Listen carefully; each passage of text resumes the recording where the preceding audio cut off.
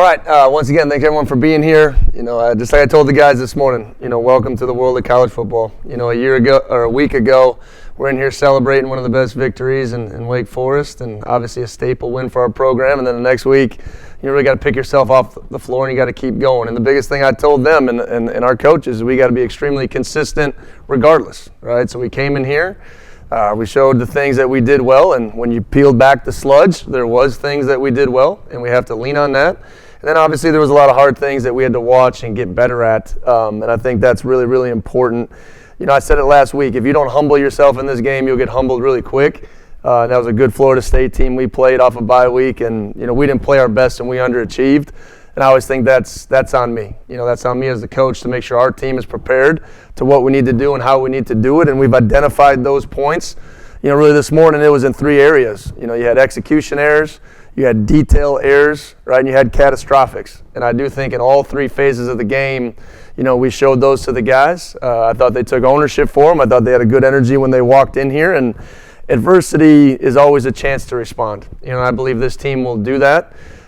Just like anything else in this league, you go on to the next opponent, and what's waiting for you is a top 12 team at their place who is extremely well coached in all three phases that has won 5 straight one-score games. I know last week they had a pick six, really 40 seconds left, but that says there's a team that believes in what they're doing. They know how to win, and their kids are out there playing at an all-time rate at a really high clip. So, like I said, our guys came in this morning with the right attitude. That was the biggest thing I wanted to see. We got tremendous leadership in this group, and I thought our coaches did a good job of artfully, showing what we need to do to get better, and I think that's what our program is about. So it's a great week to respond, and we'll have a chance to do that Saturday night on national TV against a great Virginia team. So with that, I'll open it up to any questions.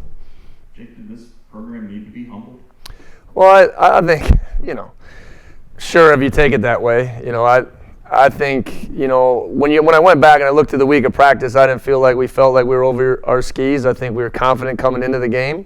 That's where I wanted our guys to be, and it still comes down to execution. And, we didn't do that, and our opponent did, in a lot of different ways. But at the end of the day, we're driving in the third quarter after a big fourth down stop to go cut the lead in half and play the game, and it just, had a catastrophic moment on offense, which led to a short field touchdown, missed fourth down, touchdown, turnover, touchdown, and the game, gets out of hand pretty quickly. And they did what good teams do. You got to go out there and put the fire out, right? We never put the fire out, and they kept attacking us. So credit to them, and we got to learn and get better in those situations. So I think everyone needs humility, and we have an opportunity to turn that into a positive thing. That was our message this morning. I don't think we set out to just go let's go not play the way we're capable of playing. And once again, I want to make sure we're really clear. I take all that on me. Okay, it's my job to get the team prepared, and we'll be better because of this. I think that's your ultimate question. Jake, you described the 3 levels of errors, and the last one was catastrophic. Yeah. Define catastrophic. Well, just a complete lapse in execution and out of character and leads to really bad things, right? So, and Demond saw it. He came across the protection before the ball got there. The snaps all day, and that's on me. We're just a tick off, and I talked to Devin about that in a tough environment. 2 third down errors defensively, things that we can clean up, and very similar coverages and very similar errors, and you cut people loose, and they're gonna find guys you cut loose, right? This is a good football team, and so those catastrophic errors lead to touchdowns, points, and ultimately losing the football game.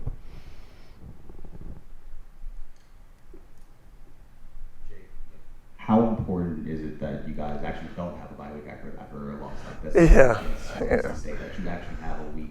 You do have a week to prepare, but you get to go back out there and fix what you saw. Yeah, good. I think any ultimate competitor, at some point in their career, this has happened to them. I think we've addressed that in a pretty good nature, but like I said, our guys have always come back the next day ready to work, and this Tuesday, Wednesday, Thursday will determine a lot of who we are. We really get to see who the team is now. Okay, when I told our guys this, and I meant it what I said to the staff, we reset the expectation. Okay, you come into the season and you probably say, oh, FSU beats you 42-7. Okay.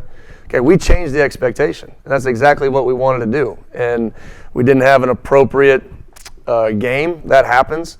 I used the example with them in a game of golf. Sometimes you go out there and duff one, and we duffed one, and we got to play it as it lies right now. Okay, the next shot, the next swing, focus on the next play, and that's exactly the moment that we're in. So, Connor, you're shaking your head. You're probably a bad golfer like me. Yeah, you've been there. You duffed one. I want to thank you for not using the S word. What's that? Shanking? Oh, okay, yeah. Then you got to play in the weeds. We're not playing this one in the weeds. We're somewhere ahead of us here. Yes. Jake, every week when there's stuff that goes wrong, I mean, you're saying it's your responsibility. It's on Yeah. you. Get them better prepared, and that's commendable. But after the game Saturday and the player interviews, one of them commented on how he felt there was a lack of focus. A, how do you go into a game like that with a lack of focus? And Yeah. B, is that on you too? That Yeah, players feel a lack of focus? Yeah, I mean, I would say this. I think Coach Kenny Dillingham had a good rant on it early in the year, and I felt very similar to it. I think if you have extreme ownership of a program, and the people within it, and that's my responsibility, right? And he used a great term about being outcoached and what that really meant, and I related to that really well, right? When you go in this situation, you get beat like that, and we got highly capable players. That's why I say that. Right, I'll never come in here and say, we have a talent gap or we don't have enough players to do this. Heck no, we do. Okay, these guys have great strengths. We need to coach them to those strengths, and we need to put them in situations where they can be successful. And I always say that's on me, right, because I'm responsible for everything we do here. So I think looking back on it a little bit, that I think in these games, sometimes you can overhype it a little bit. Okay, and I think when that happens, sometimes that can lead to a little bit of a lack of focus on just the details. The details win you games, right? So I'm not sure who it was or what that comment was referring to, but sometimes when you just overhype some things, and that can be on me, that you just lack it's just another game. It is just another game, right? And you got to do the same things we did to create success in every other game that we played this season. As you mentioned it in the post game, the noises affected you guys when you went to Virginia Tech and when you went down the hill this weekend. Virginia is going to be pretty louder, yeah. A night game. How do you just turn up the volume in the indoor? Yeah, I mean, we got to rep it obviously more and have some different crafty ways besides the clap. I think just kind of through the injury, it wasn't as loud as we needed it to be, and I think everyone's taking responsibility for their roles in that. And I told the guys that we got to communicate better. We can't do it a certain way. Like, we got to go on a verbal cadence. We got to get under center. We got to go to the guard tap. We got to look. There's a lot of ways to solve the problem, but we can't have the continual problem.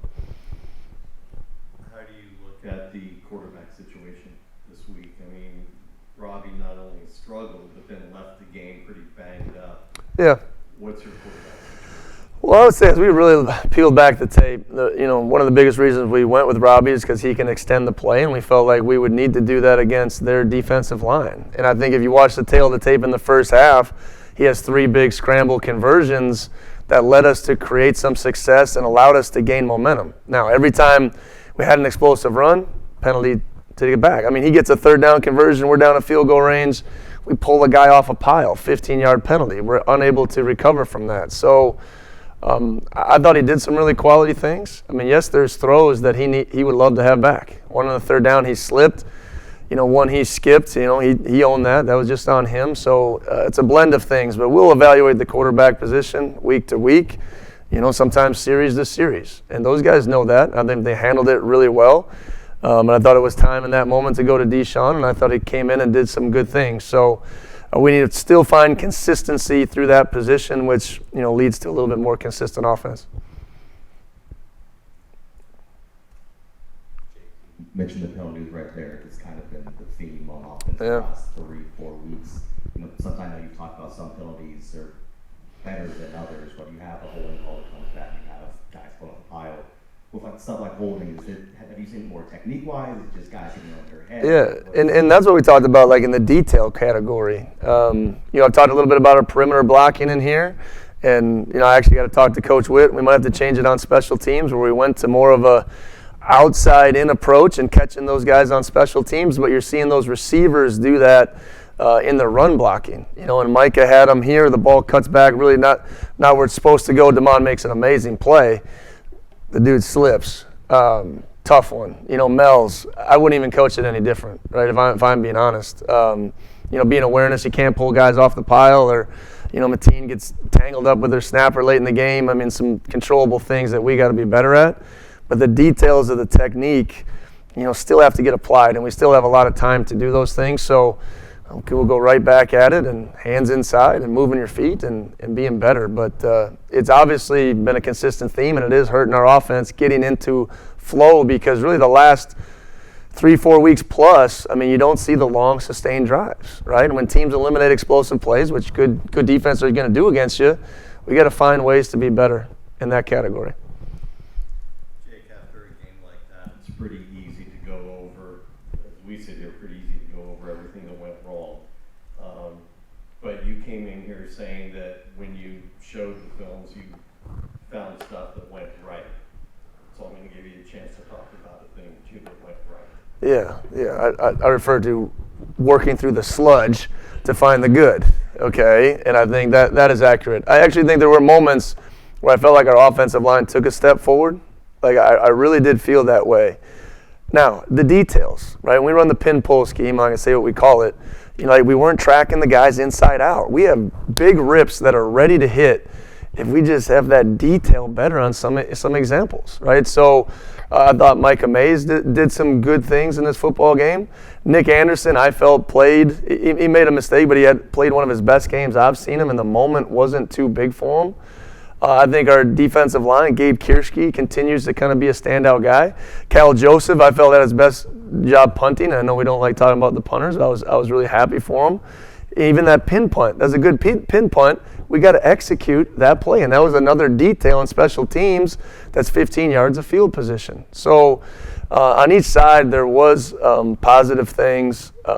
Defensively, we just, for the first time this year, didn't control the explosive plays. And I think in really critical moments, on third down in the red zone, we uncharacteristically tried to do too much.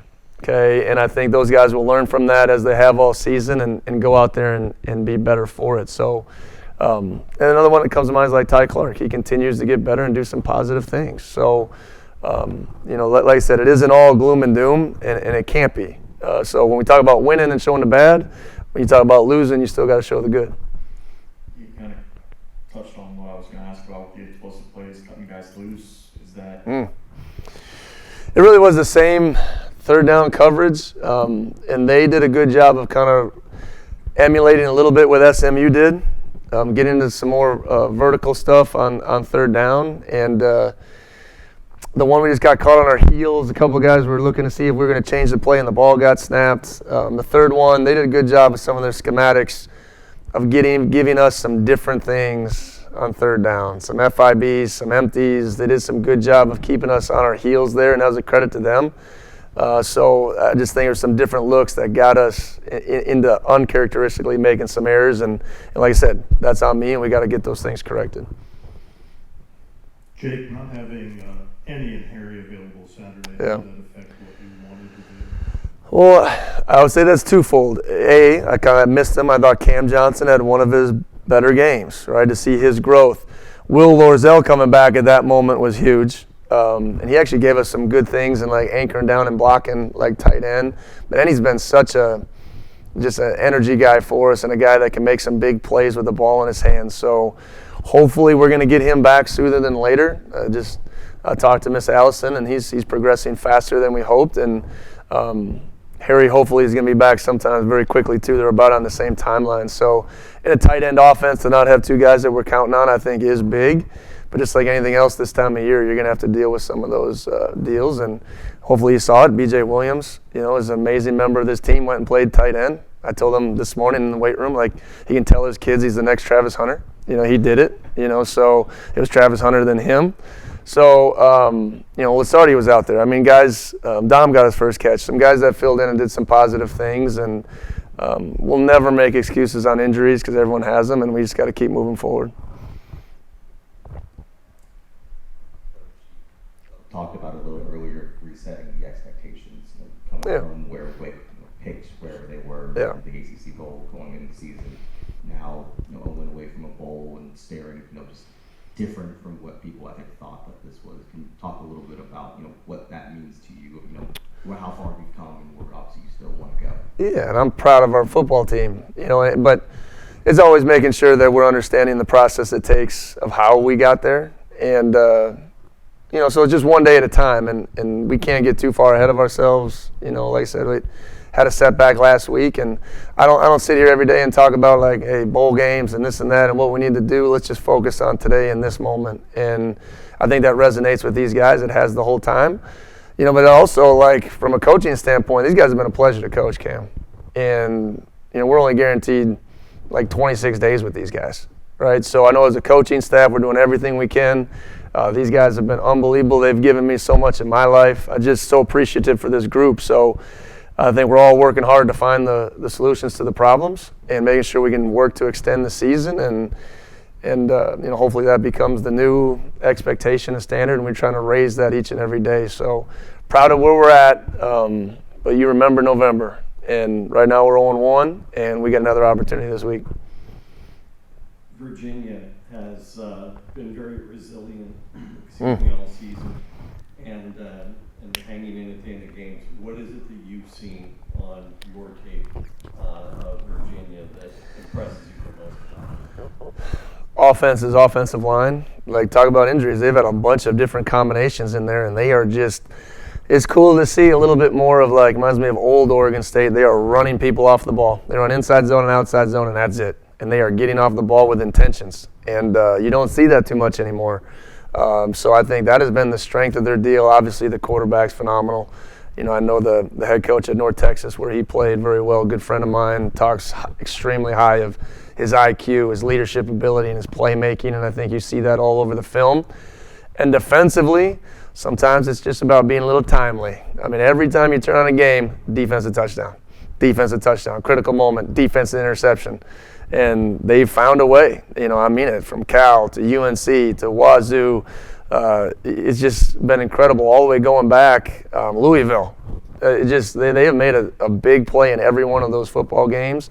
They have extreme length at defensive line. All right, and I don't know if I've seen it where you look at a depth chart of an offense and every single one of them are seniors. I just don't know if I've seen that. So this is a program that has invested a lot into this. Right, they've invested a lot, and they've got a lot of return on investment. So they're playing well. They're at the top of the league for a reason, and excited about the challenge of going to their place, because winning on the road in this league is very difficult. And your thoughts on what Tony Elliott has done in terms of kind of putting his arms around the program for a couple of years and now coming out with this kind of success? Yeah, I mean, I'm just new to it, so all I know is UVA being the best team in the league, I guess, tracking it from afar. I just think it just says, once again, in today's college football, you can make the big time where you're at. And that's a great book, right, if you haven't read it. But they have done that, right? I see the stuff out there. We had to recruit against them when we first got here, and they have invested heavily in their success. And I think we have, for the most part, done that here as well. So, but they're well coached. You can see a group that's been together for a while, especially offensively, the craft and creativity in which they scheme plays against what you do. Like, they're just not running cool plays. It's like, man, that was great against that coverage, right? And you see some of the NFL experience, and you can see some of the things that, Cal was actually a great comp for us because they do a lot of things that we do defensively. So you can, I'm like, whew, I'm glad we saw that. Right, so just good coaching. I love seeing good coaching on tape, and they're really well coached in all three phases. Anything else, guys? All right, appreciate everybody. Go Deeks.